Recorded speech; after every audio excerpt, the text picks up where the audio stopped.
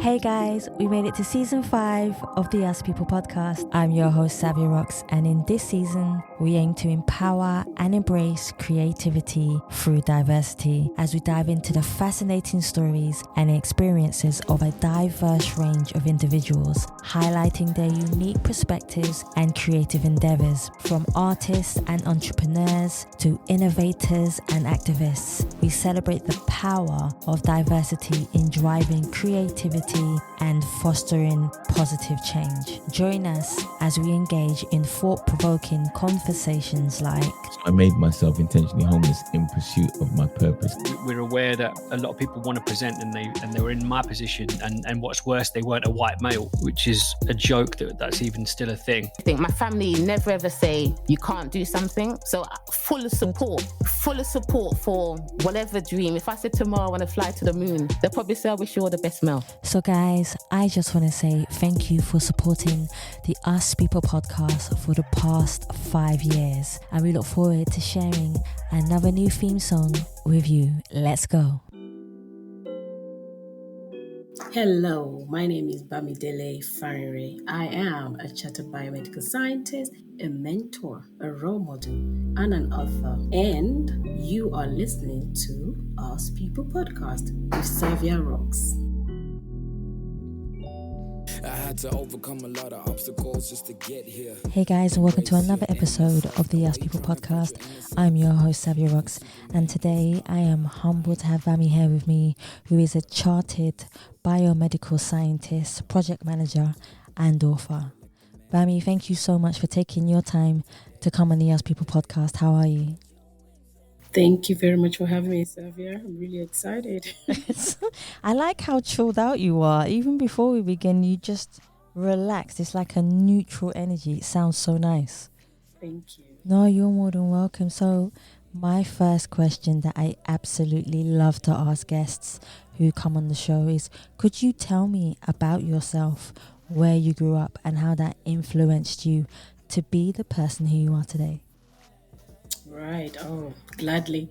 First of all, thank you very much for having me on your podcast today. It is humbling, providing a platform for us. I like the word us, to come and share our journey, our story, our experience, with the aim of impacting people, influencing people, and encouraging them that they're not alone. And such a platform is really key, because when you don't have a platform where you can share, your message will not get out. So it's a voice. You're giving us a voice, and I really appreciate you and your team for that. Exactly. So I'm a Nigerian by birth. And I grew up in Nigeria. So my formative years, I could say up until my teenage years, like 13, early teenage years, that was when I moved to the UK. Yes. But I actually grew up in Nigeria, and it was a beautiful experience. I am not going to lie. I enjoyed my childhood. And when I say that, it comes with the ups, the down, the days that you're like, oh, and then the days that you're like, I won't change it for the world. I mean, I think looking back now, I definitely will not change it for the world because of the experiences, the values. I grew up in where you would say a community where you are not like the only child, the village. And when they say it takes a village, Yes.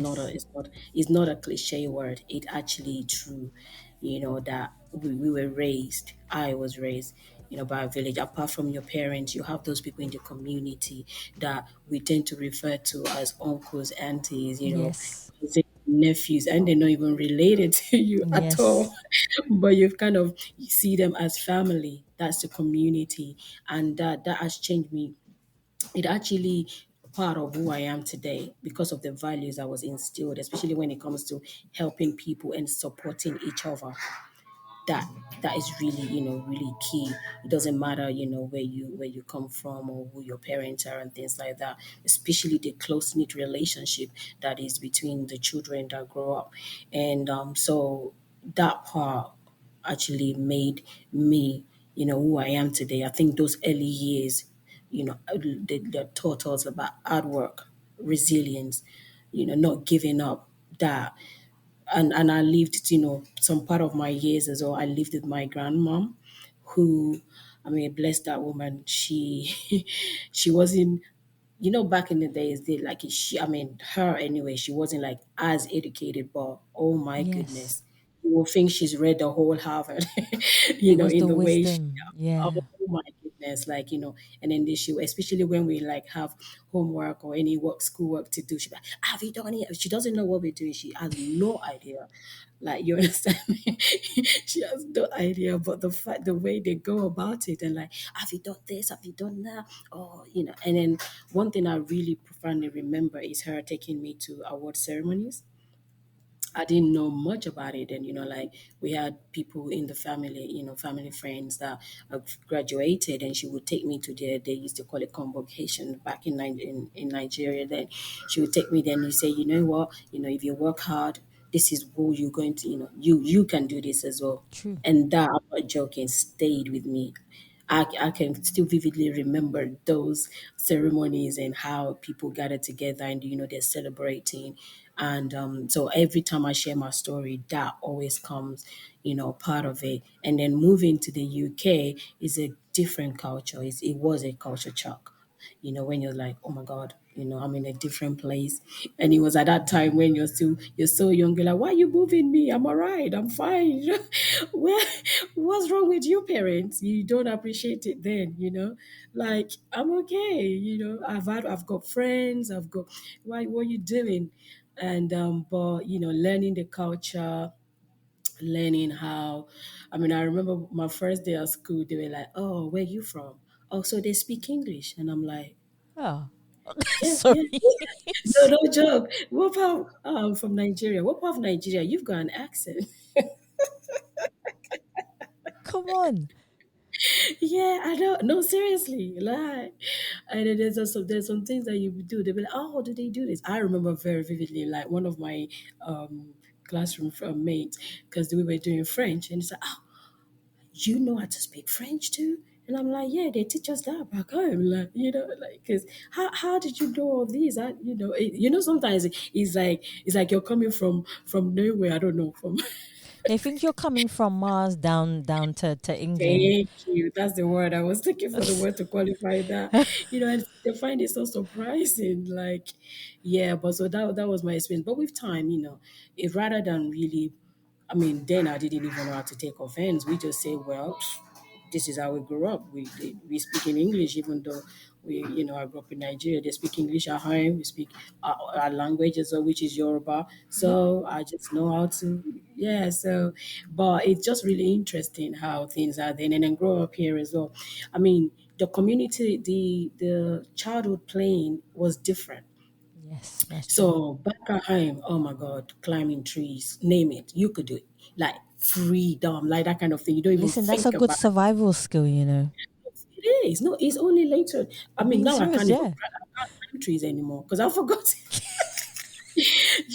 Where you could go into the farm, you could pick up, fruits, fresh fruit, mangoes, whatever. Oh, Yeah, breadfruit. Oh before you gosh. have to find somewhere to be able to do that, unless you have a farm or you go to the farm where that is done, or maybe you have that in your garden. That's when you'll be able to do those sort of things. But it was just different, the way that children play was different, and it was like something that you have to learn to adapt.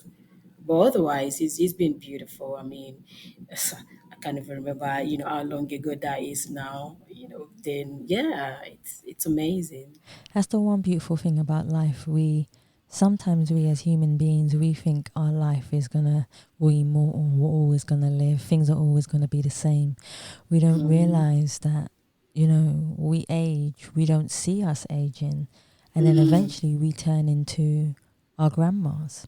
Our mm, kids then mm, turn into parents, then into grandparents, and then before you know it, the next generation comes along. But we as human beings, we think that we're going to stay young forever. Some of us think that mm. anyways, but in the realization of things, the world is forever changing. We are forever Absolutely. changing. We are forever evolving.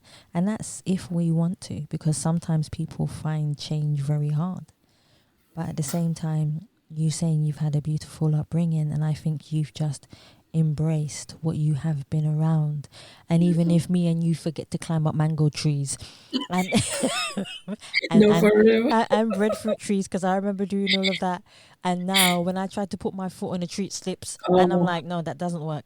exactly. I can't even, you go through over the fence. I mean, fearless. You know, when you're fearless, that has gone out, I'm telling you. I mean, when it comes to activities, anyway. Oh, it will come back. If we had to go back there and we had to be in survival mode, we would do it. 100% Oh, yeah. guarantee. 100% guarantee we would do it. No hesitation. So Mhm. my next question for you is actually one of my favorite questions that I like to ask the guests, and that is, can you define who you are as a person, but also who do you see when you look in the mirror? But on the flip side of that question, has there ever been a time where you have looked in the mirror and not recognized the person staring back at you? How did you manage to go from a person that you might not have necessarily liked the reflection of to becoming a person who you feel has self-worth and purpose? I think, well, that is a whew, that is a reflective question. It is a reflective question. But I think for me, I've always found myself at some, I think it's really right from an early age. Mm. I really do not like injustice. I do not Yeah, like you're the same as me. unfairness. Hmm. Oh my goodness. I cannot stand it. But one thing I found was growing up, in as much as I do not like that thing, I found that it took me time to speak, Yes. to stand up, to fight. It took me time because I don't like conflicts, Yes, same. you know, confrontation. And I found out growing up there was a lot of that. You will have your mates, even your friends or people within the community. You know how kids are, Yeah. really trying to make you talk, trying to get things out of you, upset you, and things like that. And I found that a lot of the times, even though I'm burning, like I want to retaliate, I find I'm always very self conscious. I'm very mindful of the words that I speak. Yes. I can be very angry, like upset, disappointed, but I don't just speak because I know the words that I speak, they're really powerful Yes. in as much as I'm hurting and it's within my right to hurt the person that's, whatever they've said to me, you Yes. can retaliate and speak likewise. But I found right from a very young age that I don't do that. After leaving the scene, let's say there's been a fight, and they say so many things to me and I couldn't respond. I found that when I get home, I'm like, I should have said this. I should have said, and then I'll be getting upset with myself. But that's just the way I am. It's One way true. that and the way I found, and that I've grown up with that, and I'm finding, does that mean that I'm being timid? Does that mean that I can't fight or speak for myself? And I find that no, that's not necessarily the case. The way I respond is different. Yes. Like it's so different. I may not shout at you, I may not, but the words that I would say, if you are reasonable, you should go back and have a think. Hmm. you know like that. So I see myself as empathetic. Sometimes you like, sometimes you can do something can be an habit and you do it too much. and Yes. then and then you're learning that don't do it to your detriment. Sometimes you have to respond is the way that you convey That is the true. message. That's what matters. But if something has been done to you that is not right, you have to speak up. I think And I'm it's I think that. I think it's Go. finding the compassion. I think you have a lot of compassion inside you, and I just feel from what you said, even if it boils you inside and you want to hit someone with a Oh, frying pan, that's yes, the first thing I yes. could think of was a frying pan. I don't know why, but so, No, no, seriously. but Like, sometimes you feel like that. yeah, because you have people that they can speak. I mean, and you know what? And there is nothing wrong with it. I can get upset. I Hmm. can get angry. Definitely, there is nothing wrong with it. It's how I respond to it. That's true. It's I how I agree. respond to it. I And then you agree. find, I found that to be honest with you, it's helped. Although even in the workplace, oh my goodness, that's another thing entirely. Where people would do things that just for, to get like maybe your reaction. And then you're thinking, how do I approach this? How do I get the best outcome of this situation? Yeah, That's what, because you're very, thinking of, in as much as people are stepping on your toes, you're trying not to step on this, or you're trying exactly. to let them see from a different perspective, like it doesn't have to be this way. Mm. Just because you say this or you behave this way, I don't have to respond to you like that. It does not make me, it does not make me timid. It does not make me stupid. It doesn't. It's just like, my approach. And one thing I found about me is, like, if things get, don't go the way that we want, because there's always going to be conflict anyway, even in our home, with your children, with your family, with your siblings, there's always conflict. It's just, finding that level ground and everybody seeing from each of us perspective, everybody having a voice to say, Yes. yeah, you've done this, I don't like it. Even sometimes they may not even acknowledge, but you've said it, do you understand? So that next time they know how to approach you or do things. And the same thing I instill in my children as well. But everybody's different. Some people, they would have spoken before, they know, oh, maybe I should have done it differently. But it's part of learning. Yes. I mean, that doesn't mean that I'm perfect. Because no, it does not mean. It just means that my approach to things. And you asked me about, have I looked at myself in the mirror and I thought, oh, I could have done things better. Sometimes, like, yeah, you may want to, instead of talking, I think you might, sometimes you might be able to see it in my face. Do you understand? I may just go quiet and not say anything because I know what's in my mind at that moment in time. Things could escalate in a Yes. way that you don't really want. So, well, what I tend to do is sometimes I take my time to go and form a good response, how I can get through to you. So that you can see, that you've hurt me, you've done this, and if it's something that can be left, you left it, because there's some people that no matter how much you try to explain to them, they won't get it. It's the ignorance inside of them that doesn't allow them, I and don't that know exactly. and I always say that it's just the lack of knowledge that they want to bestow upon themselves. Sorry, in order for them to understand your perspective on things and on life, and Mhm. it's also slightly a, how can I say it? I don't want to say it in a. I'll say it how it's in my mind. It's like a bitterness, if that makes any sense. It's like a bitterness. If someone is being rude or is having an attitude towards you, is trying to make your emotional content of who you are come out, what they do is they try to challenge your emotions. And once they challenge your emotions, they try to feed off that. Now, if you allow them to feed off your emotions, they win. If They you do win, not yeah. allow them to feed of your emotions, they lose. And that's the thing as well, is energy is very important in everything you do. Even if someone bumps you, all of a sudden you feel funny, but that's because you've automatically attracted their energy onto you and you're feeling funny. And a lot of people don't always understand that, but that is actually one of the truths. People always try to pull something out of you. They leave happy and you leave funny, and you wondering why. There's so many ways that we can go into this, but I completely understand where you're coming from. And then another thing, with that also is like, because I've heard people say it to me so many times. Oh, you're always smiling, even when things, That's a think the beautiful world thing. could be falling apart. They'll be like, where did you find Yep. that strength? I'm not denying that things are not going the way I want it. And this is why at times as well, it's really good for you to have, support system, the right people around you. I agree. That when they think, like, if I feel like, oh, this is how I should have done this but I didn't, I always have someone, that I can talk to. As a married woman, I always call my husband. I can lash out in the sense that I could really pour out to him. And you'll be like, well, you could have responded this way, but you didn't. So you have to suck it up. Tells you Yes, the yeah. truth. Exactly. You have to suck it up, like, and I'm like, but I'm trying to tell you what, and you're telling me to, suck it up. I say, you had the movement, there's a way. You don't need to, if somebody is shouting at you or whatever, you don't need to shout. back. There's the way, but you have to respond. That is true. Yeah, I believe that I humbly believe that. And that's why I talk about the energy part where someone tries to throw their energy on you.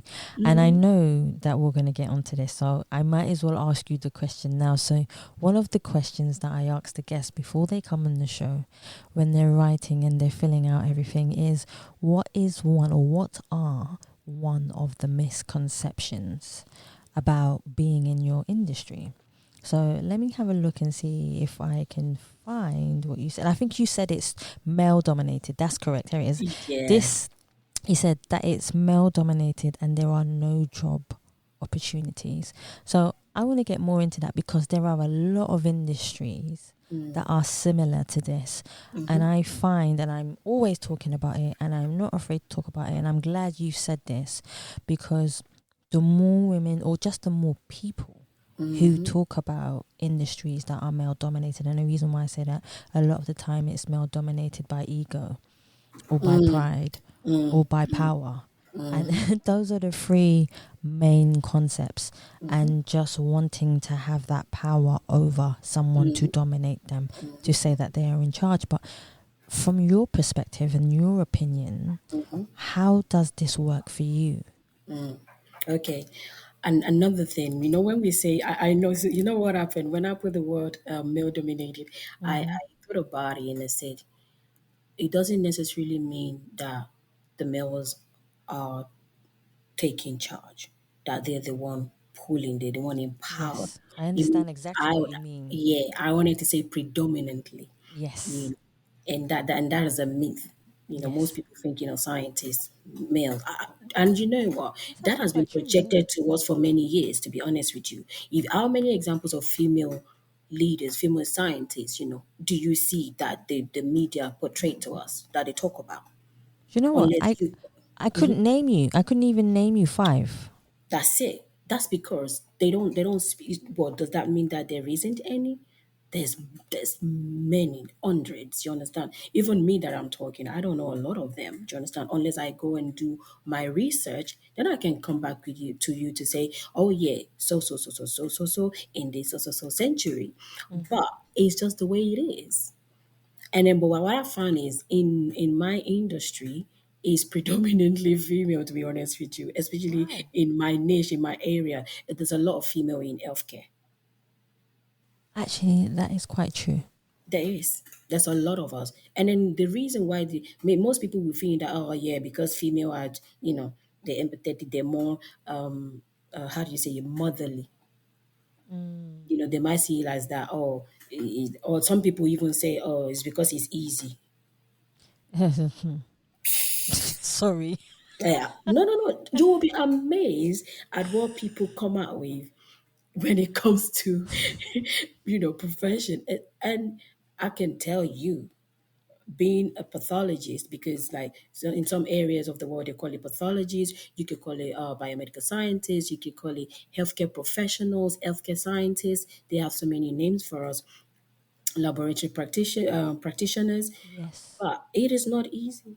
I know what I went through, the university, after finishing, then having to find, like, for you to even get to enter the profession is a different thing to study. It's a different thing to enter to practice. You understand? It's really challenging. It's a journey. It's a journey. And then you're talking about, yes, there are a lot of jobs, but getting the jobs is not easy. And you Right. find, as a female, that is one thing already. I mean, I wouldn't want to say that is against us, but there's that bias. And this is real. The bias about, as female, at some point in your life, you want to go on and have kids, get married, and that Well, gets who else is gonna have the kids? Sorry. I'm telling you this. Look, these are. I mean, I know these are real life scenarios. These are real life. Things that are happening to us as women. And don't get me wrong, it's not just women. I'm sure men will have their own to say. Oof, the female gender has an edge over us because they're female. There's a lot of things, when that's another, I think females have more power regardless. I, they say oh, that how many men, they say that men rule the world, but really it's the women because the oh, men always come to the how we are. women. It's I because we're see. always in the background, isn't And it? because you know what, Ain't it? sometimes I feel like we kind of, because we have that compassion, I think it's not that we lower ourselves, it's not that. I think it's just we have a different perspective of That's right. looking over life and looking at the way things done, whereas this is not all men and you cannot say all, but Exactly. it can be a majority where they want to in the industry, just go in there and have this, like the dominance we were saying. But some are But not like that at all.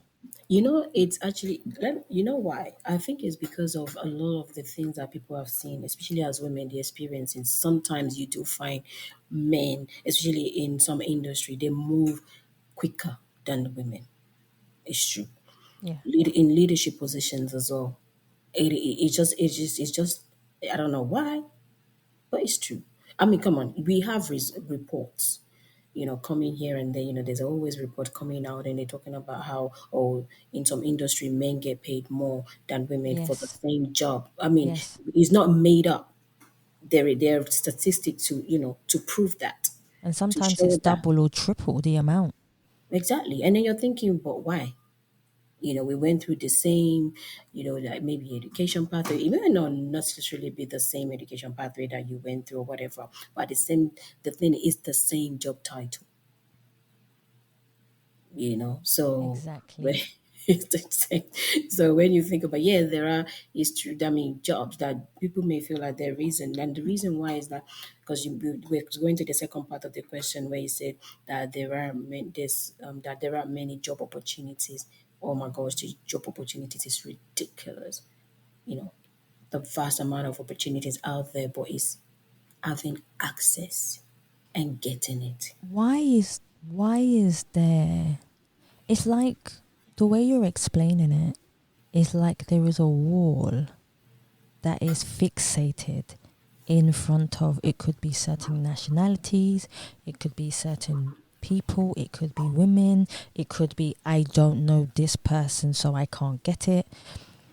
These are Yeah, things that are kind of screaming at me right now.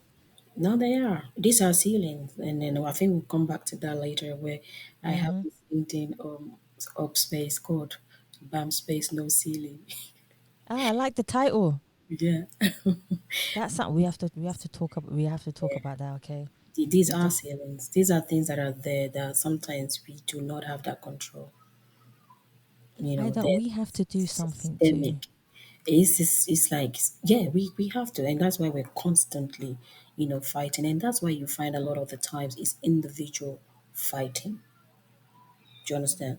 It's only when people get like, okay, this is an example of us fighting, Hmm. for the best, for equality, for Yes. diversity, for having a voice. This is an example because one person cannot do it. Yeah, you find that because of our experiences, each one of us, we want to go away and say, because of this thing I'm experiencing, I don't want the next person to experience it. And then you find that that's why Yes. that's what brought this us people podcast in It's the true. first place. Yep. Oh my God, I'm not seeing what I want to see. And then there's a word that says, be the change that you want to see. Okay, Hmm. I can't see this. It's not happening. It's not favoring me. It's not working. Do you understand? I need to see more. I want to see diversity. I want to see people represented. And then you find that a lot of people are doing it individually like this, but we need more of that community. Yes, I agree with you. Like it's not a one 100%. man island. Yeah, we can't do it alone. Yes, there's only how far one person can go. They say together we can do so much. As a person, there's limit, whether we like it or not. I humbly agree with you. I always say to people, without you guys on the podcast, I wouldn't have a podcast. So it's right what you said. There is no one person that, controls or feels like they control. Well, there's some people that feel like they do. Oh yeah, And then, but we we know that. we could talk hours about that. Oh my goodness. Believe me. But I would love to know, and I would love for everyone else to know more about biomedical science. I'm a nerd when it comes to science. I was always no, seriously, I do love it. And it's refreshing to find someone who likes to talk about it as well. So my first question is, what inspired you to want to pursue a career in biomedical science? And how I like that. And what has been the most rewarding aspect of your work? Right. What inspired me now? You're going to force me to go to a story, and it's not I even a love this. story. I It love is what this. actually happened. Whoa. Remember, I told you about the community that I grew up in.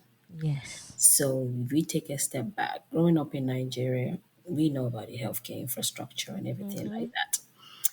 If you don't have the finance, the socioeconomic status, and things like that, it's a different ball game. So I grew up in like sort of community where we have the pharmacies are your first point of contact, more Yes. or less, for a lot of people to healthcare. And the reason is because if they say they want to go to the hospital for even something simple like that, the cost of it. So we find out the pharmacists are the one that tend to do a lot of the prescribing and things like that, even for some things that, and then you know what that could lead to, over prescription, wrong prescription, for prescribing the same medicine for a different ailment and things like that. But that's by the by. So I grew up in that kind of environment, and I had like, aunties and, uncles and people within the community. And I thought, oh, I like what they do because they look after people. They were the nurses. Do you understand? Yeah. They were the people that are looking after people. That they could, that's what people could afford. So I thought I kind of like this career. I don't know what it entails then. I didn't know how I was going to become one. I didn't know what subjects I needed to take to understand to become one. I wasn't like, that enlightened then, even though I grew up in that kind of community. It wasn't like something that was immediately available to you that, okay, once you finish your this, then you do this, then you do that. Do you understand? Like, that Yeah. resource. So I'd already wanted to be a pharmacist right from young. And fast track in my teenage years, late teenage years, like I was about 16, 17 then when I did my A levels. I mean, secondary school was fine. Then come A levels, like I flopped. When I say flopped, as in I flopped, And then so by the time, because I did all sciences, I did um, computer science, biology, physics, chemistry, and all that. Wow. And I didn't pass any of it. So then I remember my biology lecturer then, who happened to be a woman, an older woman. And so she said, "Oh, Bami, I don't, I don't think science is for you. I don't think science is for you. I mean, you didn't even pass anything." It doesn't mean that it's not for you. And I remember then I had a friend, bless her. I mean, I cried my eyes out. Like, I literally, because, and it wasn't something I could even go home and tell my parents that I failed. Not because anything, but because you're like, how can I fail? You're trying to figure out, what happened and things like that. Come on, at that age, you're Yeah. still, you There's a need lot that of pressure on support. you as well. There's a lot of things. So, but I mean, so that was then I was thinking, boy, this pharmacy thing, I'm not sure what's going to happen. And then anyway, so I did my A level. I had to change so I then had to change the kind of subject that I did. And I did something called GNVQ. They used to call it Yes. GNVQ. You remember? Yeah. So I Yep. did GNVQ science, which was a triple science, but it was taught differently to your straight A levels. Yes. So it still had all the sciences in there. So, but I found that helped me because of the method, the way it was taught. It was more vocational stroke, So, but I was able to, do well. So I finished So that means I had to spend like 3 years in college. So when I finished, still the grades were not as great.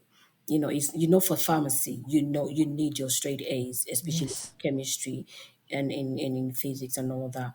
So I had to go through clearing. And it was through clearing. I always say to people, I say, you see, biomedical science is God's way of telling me this is where I want you to be. I know Yeah. you have your mindset of pharmacy, but this is where I want you to be. And so I had to go. It was through clearing that I found out about biomedical. It was not even biomedical science that I did immediately. I had to do HND, applied biology. I'm Wow. saying this so that people can understand, just in case, the different pathways and how sometimes life is not a straight road. You understand? Like Yes. things happen and it doesn't mean the end. You just have to find a different way to achieve your goal. And then so that was how biomedical. So I did HND applied biology, and oof, that was the best. I'm telling you, it was. Even the way you said, "Oof," I did. That was passion No, right there. seriously, I thrived. I did, like I excelled basically, that I was able to go that straight into my third year of biomedical science and finish really strong, you know.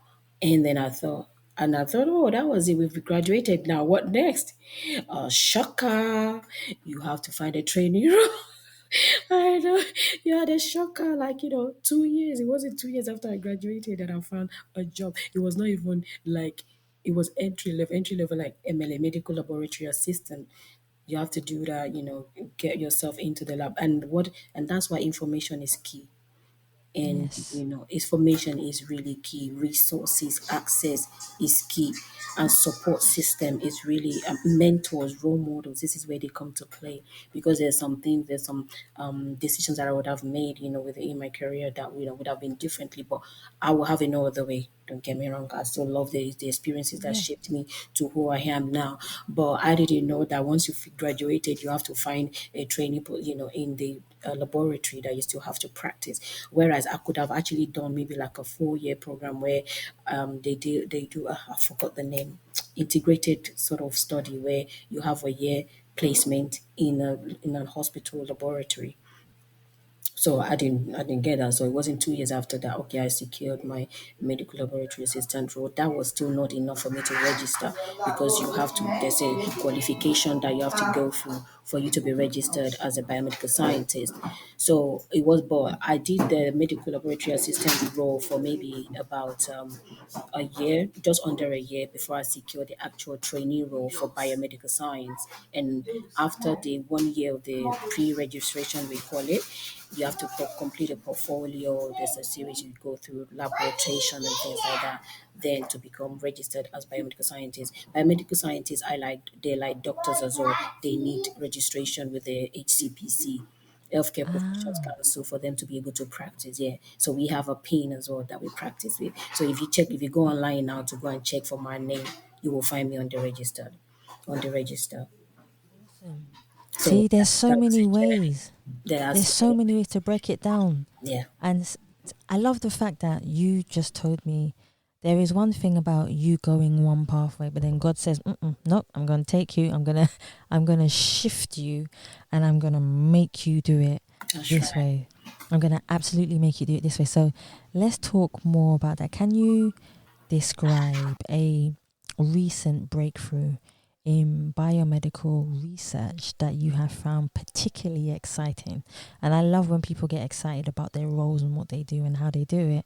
And I can feel the passion when they have it. But can you tell me about something that you feel you've done research on that you find particularly exciting, and how has it potentially influenced healthcare? Okay, I think I do have one that I was, directly involved with, and that was at the peak of COVID. Ah, That was at the peak of COVID. And I'm telling you, that opened door to many other, things. Well, so the way it happened, of course, we know what happened during COVID, and we at the forefront of healthcare. That's what biomedical science at the forefront of healthcare. So basically, I was within a role then, and then COVID came. It was a lot of pressure on us, as scientists, especially because all the samples, of course, are sent to the lab, and we are the one that do that. We test the samples. So but then during that COVID, I was in between jobs as well. And then, yeah, I was in between jobs. We didn't get to work from home. There was no working from home for us or anything like that because, of course, we have to be there. Who's going to test the Yeah. samples if we, But of course, they made accommodate. How do I say? There were things in place for us, of course, for to make sure that we were safe and Accommodating, yeah. absolutely that was no question about that. But one groundbreaking thing that I did, which was the highlight of my career, was leading a project for the Department of Health and Social Care. I That love that. project was big, and I'll tell you why. It was the pinnacle. It was because if you remember at the peak of COVID, people to get tests to get results was taking hours. Yes. You know what that meant. If the results are taking hours to come through, it's not. It wasn't quick enough for us to do. For people to isolate basically. So the Yeah. infection was really spreading at a really fast rate. So this was the initiative by the Department of Health and Social Care and the UKHSA. The government, that we need to do something, to reduce the spread of infection. And so this project was called Mobile Processing Unit. So Mobile Mm. Processing Unit was having labs in a van. So practically a van, yeah. And then you have the lab built in it. I love that. Everything that we needed to run, like a mobile lab. That's what the name is implying, the mobile lab. And I happened to be for the specific London region that I was in. I happened to be the chief biomedical scientist for the project. What does that mean? I was responsible for the training of the biomedical science team, the biomedical science workforce. And this was not your typical job. It was a project. It was fast paced. It was pressure. So we Mm. were recruiting no people, not necessarily those that have been in the labs. During COVID, everybody was volunteering. Even those that have retired, they were coming back in, to help to make sure Yeah. that things, the patients are there. We are just volunteering their time, to ease the pressure of the NHS. And then so I was responsible for training people, some of them straight out of uni, and we had to teach them on a technique that they need to be ready, competent in the space of 4 weeks. Whoa. Yeah, Okay. 4 weeks, and that 4 weeks they're going out on their own to go and do the work. Do you understand? That was the intensity of the role, And by the time we were done with the project, we are trained about 130, between 130 to 150 biomedical science workforce. That was including from entry level, like laboratory, medical laboratory assistants, associate practitioner, to experienced biomedical scientists like myself, the trainers, the auditors, so many things. And then also this had to do with working with different stakeholders, leaders, different industries that we work with a team, like, those that were like from the military, you understand, like their way of working was different, and looking to work together and being a leader, a black woman as well, do you understand? Yes. Female, that speaks volume for the community, for the biomedical science community. And I didn't even, and that's one of the things as well, rising up to challenge. Because then I remember, I remember telling my husband, I said, I'm not sure. Oh my God, you know what this means? At the forefront, you're dealing with scientific advisors, teams at the at the top, Yep. government of it, basically, policy writers and things like that. So it was not a joke. And then, but I took on the challenge. It was successful. And another thing, what made it successful? The team, because for you to be a leader, you need It's people. true. No, That is true. it's the team. If your 100%. team don't buy into your 100%. vision, Yes. it's gonna be hell.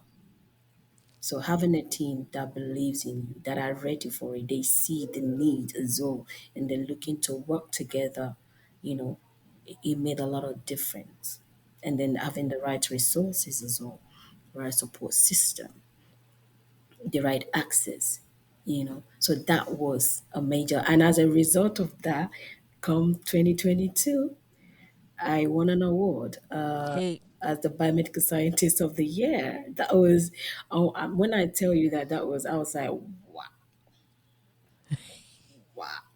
You know what that means? Biomedical scientist of the year in the UK, you know. And I keep emphasizing, as a female as well, and as a black female, that sends a message out to those that are thinking, we were talking about role models. We're yes, talking about mentors, people to look, okay, she's there. She can do it. If I aspire to, I can. And it's a question of how did she get there? Do you understand? But it sends a positive message out that I remember every when I go to work and when the people that will recruit, when I come and they see me, they look at me, they're like, this tiny thing, like what do you mean this tiny no, thing? no, I'm not joking. No, they say, no, I'm not even joking. They said, the funny thing is when they come for interviews or maybe their first day of the job and they're asking for the manager, you know, and then I come out. Hey, small and powerful, my dear. Small and They powerful. look at me and they be like, "Oh, so yeah, I am." The Small and powerful. Mm-mm. It's just when I think about it, I'm telling you, it's amazing. So yeah, so that was, and we keep moving, and then from then it's been from strength to strength. As a result of that as well, I was inducted as a fellow into the Academy for Healthcare, UK Academy for Healthcare Science. As Yes, a fellow because of my contribution and things like that. And it's not even just that; the fact that the people that we train, they've gone out now to to contribute to healthcare, yes, to the healthcare of the nation. That's amazing. That's phenomenal. So that is a key highlight, and we keep moving because why do I say that? We're constantly sharing out information, how people can come into the profession itself. So as a STEM ambassador, are going into schools, colleges, yes, yes, to enlighten people, to let them know, especially the general public. We have to put the right information out there. Is because when people are misinformed, then they're not able to make informed decision. yes. That's correct. 100%. They need the right. If they 100%. know that this is available to me, this is how I can go about it, then they'll be aware. They will know. I call us hidden heroes of pathology, and the reason is because we're not patient facing, but we we deal with patient samples, and the patient samples are our patient. They are the patients. You understand? Even though it's not patient facing. So, but because without what we do, the doctors can really properly manage the patient. So That is they true. said, yeah, they can't because they need to know what is wrong. And is from the test that we carry out in the laboratory. There are different arms of it. It's not my specialty is virology. You have microbiology, immunology, chemistry, genetic, molecular. You have histopathology. Name it. Like, I don't even think I remember all the different specialties now. But yeah, Oh, yeah, in pathology. And then so maybe some people might be listening now, be thinking, how do I get in? You still start from where you are, ask questions, go online, and then that's why also I'm involved with T-level education. T-level education is like, for example, those people that drop out of college no GCSEs, and they don't want to like go and do A levels or something like that. So the government has introduced something where they will still get the same level of education. When they finish, they can either go directly into work or they could further their. So it's not your typical, straight line kind of yes. route Structure. Yeah. into biomedical science. And now they've introduced apprenticeship as well. It's not See, available nationwide yet, but at least that is something in some part of the UK that they've introduced. And you know what apprenticeship means? It means they have the opportunity to work and learn, at the same time. So yeah, that's that's amazing. I think I've learned about 10 different things from just listening to you. And I hope everyone else, and I know everyone else has, in the sense of knowing the direction of which way to go, how to understand things. Don't worry about how people treat you, worry about how you treat them in your sector and how you do things. It's phenomenal. So one of the questions I do want to ask you is, if there was one question that you wished people would ask you, but they rarely do ask you, what would that question be and why? I think it would be, how did you do it? It's a good question, actually. Yeah, how did you do it? And in your moment of, how do you say, when you had that gray moment, how did you handle it? And the reason is because, yes, we're talking about the successes, we're talking about the awards, we're talking about how far I've come as a leader, Yes. as a voice in STEM. It was not an easy journey. And some people may feel like, oh yeah, she's doing well, whatever. But what goes on? Do you understand, in the background? Because Behind. you know, a lot of people know. And the reason why I said that is because people want to be successful, but are you willing to put in the work? Aha. You're willing to, don't, hey, what's the word? Appreciate those that have done it, basically. Yeah, that's 100%. why I said that, that was the question. Because sometimes if you don't know, you would just assume. And if you want to do the same thing that I've done, you don't know what I did. You don't know how.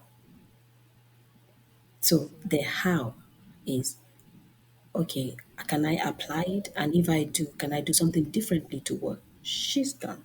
Aha. To enhance it. See, I So like the outward thinking of it. You're thinking outwards. yeah, yeah, because people, they hear your story. Oh, Bami, how did you do it? Oof, it was not easy. Like, imagine, like, leading that. We that project, we deployed 14 vans. So that stood as 14 labs. 14 labs. You knew what that means. There's Mm-hmm. a lot of conflict. Yes, of course, Oh naturally. my, conflict. Like, it was one of those, that was where I learned about, people management even more, because there was a lot of people that I had to manage. Apart from those that are directly managed, and then I have the people at the top as well, that I have to report to, and just finding a balance, being patient. Mm. Oh, patient. Oh, you emphasized on that. Yes, patient, listening. Remember, I like the way that you've actually brought this question, because that took us back to responding. Do you understand? Like, Yes, saying how yeah, that makes so much sense. the key. See, and guys, this is where I say keep learning. It doesn't matter where you come from, you can aspire to be anything that you want to be. Absolutely. It is a lot of hard work. Believe me, all of us right here, right now, it's a lot of hard work. There's a lot of sleepless nights. Sometimes you might not even sleep. Sometimes you're crying. I mean, Yeah, literally. sometimes you might not even sleep. But don't, I find it actually brilliant in a way, because the times that you turn around and you say to yourself, I don't want to do it no more, those are actually your biggest challenges for you to push yourself the hardest, in order for you to want to do something, and you have to do it in order to be someone great and do great things so that other people around you can be inspired by it. That's what I say. Yeah, absolutely. Those are the time, and then you remember your why. Yes, You that's what it remember, is. yeah, you remember your why. Because I remember the reason why I became a STEM ambassador, why I became a mentor. If you remember, I mentioned that because I didn't have any. It doesn't mean that they didn't exist. But I didn't have, like, somebody personal that I could say, hold my hand. Guide me. You've walked this journey, guide me. You don't need to. I know you don't have all the answers, but from your footstep, from your experience, I can learn from it. No, you having to navigate that. for myself. And I'm thinking, hold on a second, I've got so much in me I can share. Knowledge shared. You know what that means, when you don't keep it to yourself, you share it. That's how you enlighten people. That's how we Yes. become innovative. You know, Yes.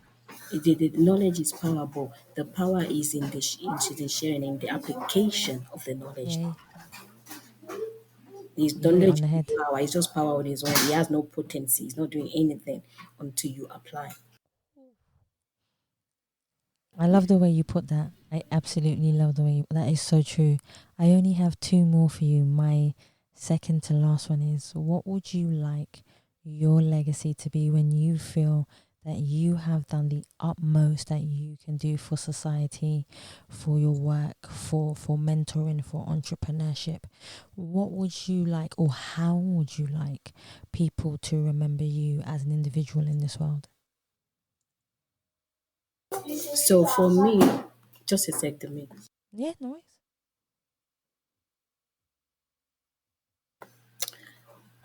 So for me, my legacy will be to be remembered as somebody that made a difference, Mm, as impactful, as somebody that paved way for others.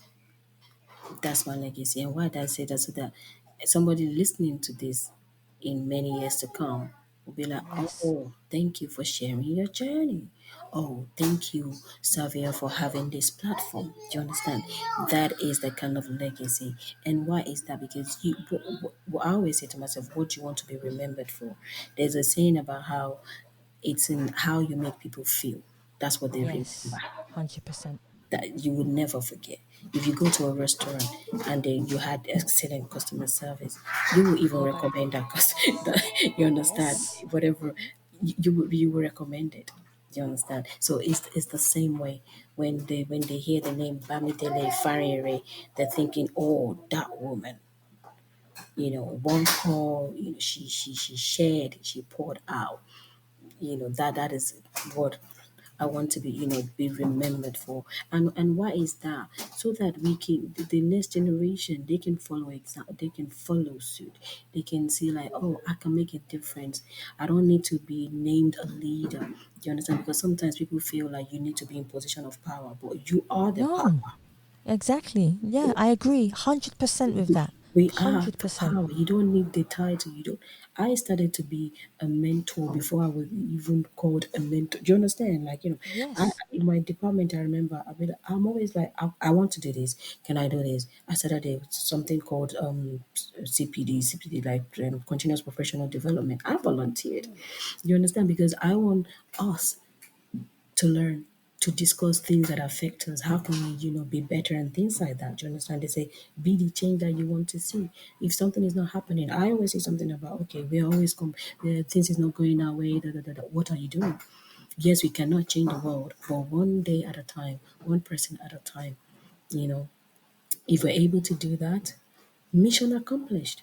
If that one No. person is a seed, I always say it's a seed, and that seed can turn into a forest depending on how it's nurtured in the environment that seed falls on. It's a seed. So I've planted the seed now. Let it continue to grow. I'll continue to nurture it as it's passed on and passed on. The seed will continue to. Do you understand? So that is, I want people to say, when they think of, oh, Bami, she did this. Because of her, I was able to pursue my this. I was able to do this, not just in your professional lives, but in your personal lives as well. Because both are person, we cannot separate it. It's the same person. It's just different angles. It's just different things. You understand? We cannot separate. There's not such thing as professional life, personal life. It's just one person.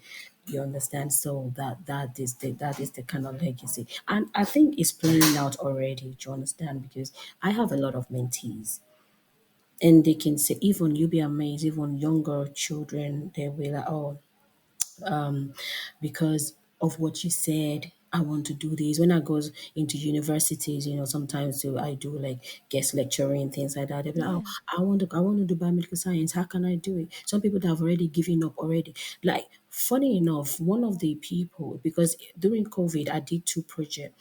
The first project finished very early than the other. I still have contact with those with I wouldn't go, they were employees, they were my colleagues.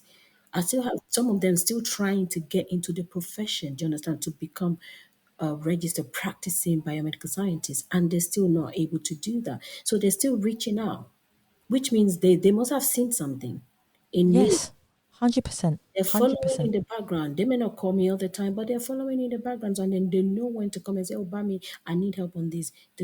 That is something for me. So that's a light, a torchbearer. The light is out there for others to see. So yeah. I like the fact that you smiled at the end of that. There's a big smile, guys, right at the end of that. And when someone's smiling is, that they found their purpose, and they're living their purpose, they're doing their purpose, they're embracing their purpose, and that's how it is meant to be. So my last question for you is, I would love for everyone to be able to find you, to talk to you, to be able to embrace what you do. If they have questions and you would like them to interact with you, where can they find you? So I think my big social media presence is on LinkedIn. So if you search me up, it's Bamidele Farinre. Bamidele Farinre. Bamidele Farinre. And that name Bamidele means follow me home. So you better be following. Do you know I was gonna ask you what That it is, meant. yeah, that is, let me quickly tell you before we round up, because I know I gotta go now as well. But the meaning of my name, that's where it is. Follow me home. And very quickly, it was because when my mom was pregnant with me and it was time to give birth to me, they went to my dad's hometown, no, to my mom's hometown. So they gave birth to me in my mom's hometown in Nigeria. And my dad was like, this girl is going back to my hometown. So she's following me home. I'm gonna take her to my kin, to my family, and then they did a journey. So that, yeah, See, I follow like me that. home. But when I say follow me, I say grace follow me, blessings follow me, favor, everything. I claim it. Yeah, follow me home. Yeah. I love that, and that's actually a beautiful way to actually end the podcast as well. So this is where I say to you, thank you so much for coming on the podcast, for embracing us with your light, for telling your story, for letting people know that no matter where you come from, again, there is a purpose and a pathway, and it can be redirected. Don't think for a second that just because one way doesn't work for you, there are not 10 other doors that will open for you. So thank you so much for your compassion, your kindness, your laughter, and more than anything else, your wisdom. Thank you for what you do. Thank you so much. Thank you. I have to say thank you for the platform, because you could have so much in you, but if the world don't know, they hear about it, it's as good as you don't have it. So it's like a product. We're like a product. So you are selling the product right now. Thank you very much. Humbled. I am humbled. And guys, this is where I say to you, thank you so much for listening to the Ask People podcast. And please remember to leave us a comment or follow us or listen on any platform of your choice. And please follow us on Facebook, LinkedIn, Twitter, X, as formerly known as Twitter, and any other platform that you prefer listening to. You can also join us every Thursday at 8 p.m. on Apple TV, Fire TV, Free For You Channel 271, YouTube, LCBN and LCBN TV, Wednesdays on radio at Heart Songs Live at 9 p.m. UK time, Tuesdays where the Us People podcast has a brand new guest every Tuesday, pre-recorded for you guys to listen to educate yourself and just listen to something that you feel might resonate with you. You can also go onto the Savia Rocks website or go onto the Us People podcast website, where there are always updates, where there are always new guests, where we highlight a guest of the month as well, to highlight their podcast and their contribution to education and just their story. And this is where I say, guys, thank you so much for listening. Stay happy, stay positive, and as always, please continue to be kind to one another. Take care.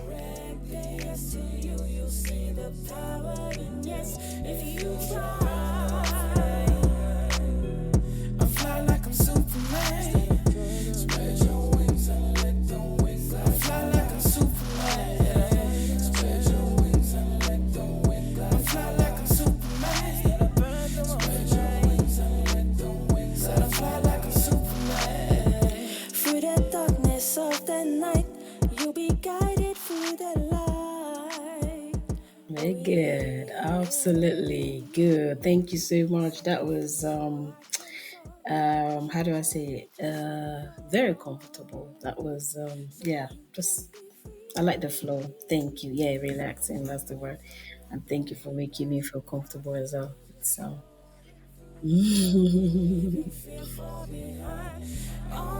So full of courage, you can win if you try. Redirect the yes to you, you'll see the power in yes if you try. I fly like I'm Superman. Spread your wings and let the wings fly. I fly like I'm Superman. Spread your wings and let the wings fly. I fly like I'm Superman. Spread your wings and let the wings fly. I fly like I'm Superman. Spread your wings and let the wind glide you high. We're just soaring through this journey, leaving fear far behind. Our hearts are full of courage, you can win if you try.